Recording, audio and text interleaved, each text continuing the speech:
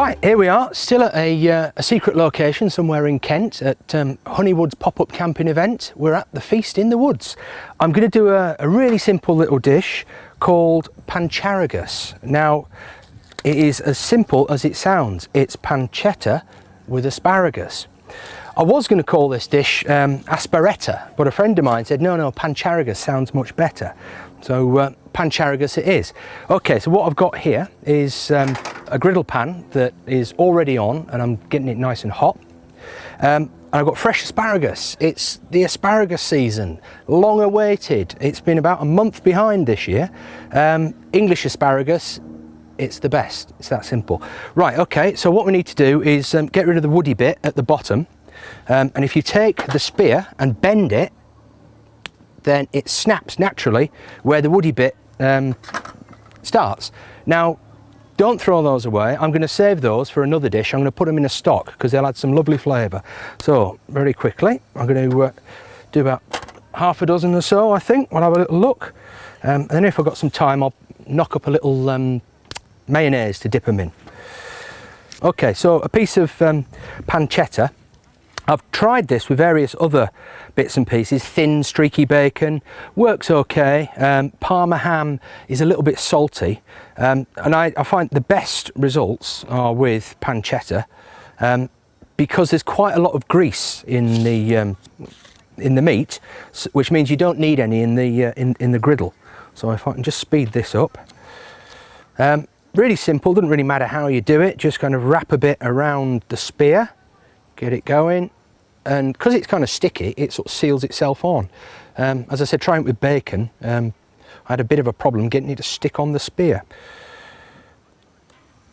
Again, using a griddle pan, which I take with me everywhere, the secret, or a good secret when you're using a griddle, is to, if you're cooking meat, or whatever you're cooking really, vegetables, and it's great for char grilling vegetables, you oil the food rather than the pan. So you put the stuff into a hot pan, a hot dry pan, and hopefully that's going to sizzle nicely once we get going. What we've got, 1, 2, 3, I'll do half a dozen, that'll do us. And it's just a matter of browning off the Pancharagus. You'll find the pancetta will brown nicely and crisp up a little bit, and I think what happens is the asparagus kind of cooks in the steam created.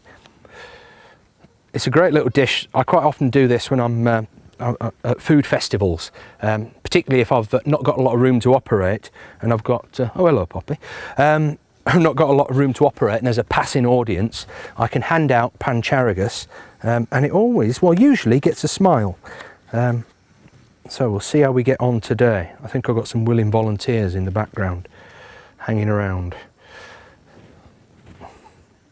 Note the panache with which I've wrapped my 1, 2, 3, 4, 5, 6. Oh look, there's another one there, just going begging. And a great thing actually about pancetta for camping food is it keeps really well. Usually comes in a sealed pack, and is all right just in your cool box for a good few days. Right, okay, so we've got 6 bits of Pancharagus coming up. So you want the pan really hot. I'm hoping that when I pop these in, we're going to hear a faint sizzle. And there's the faint sizzle. So these are going into a dry pan, and I'm just going to roll them backwards and forwards and brown them off. No salt. There's plenty of salt in the pancetta. I guess you could dress them with a bit of black pepper. Right, I'm just using bought mayonnaise. You can actually make your own mayonnaise. Mayonnaise is surprisingly easy to make, but that's for another story. And that's what I like about food really, because there's always a story involved. I'm just using my fingers. You can see, look, these are beginning to brown nicely. They're going to be, in the time I've mixed up this mayonnaise, I'm just going to put a little bit of paprika to colour it up, and I'll put a little bit of black pepper in the mayonnaise, and it makes just a nice little thing to dip into. So we'll have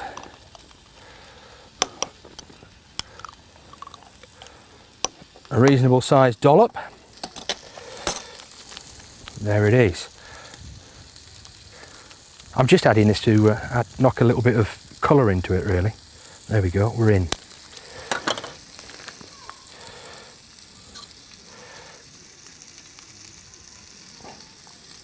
once again, about that much. I never get too worried about measuring things precisely, unless of course I'm doing baking, and I don't do much baking on a campsite, to be honest.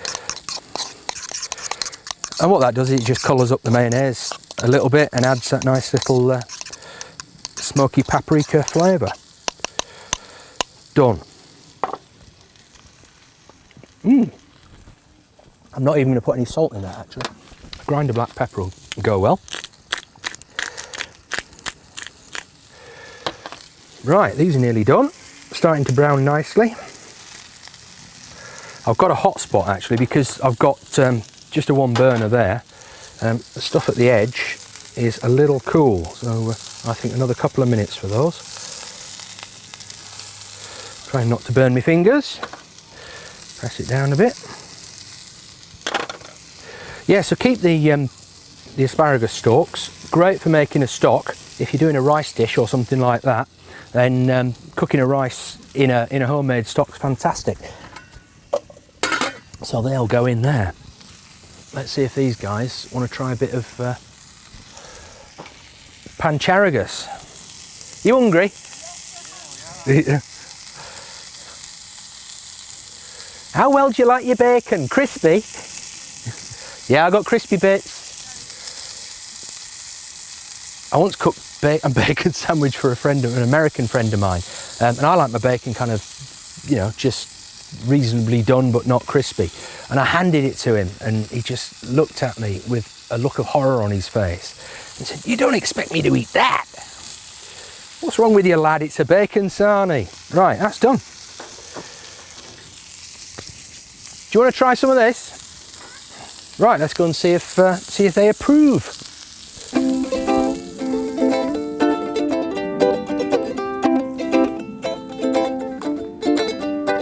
You won't find me in a magazine with Heston, Hugh or Nige, 'cause I bury my nose in the kind of prose that you read in Fire and Knives. 'Cause I'm a Guyrope Gourmet, I'm a Guyrope Gourmet guy. I make amazing mayonnaise and types of aioli. The highway to Hellman's is not for you nor I, 'cause I'm a Guyrope Gourmet, I'm a Guyrope Gourmet guy.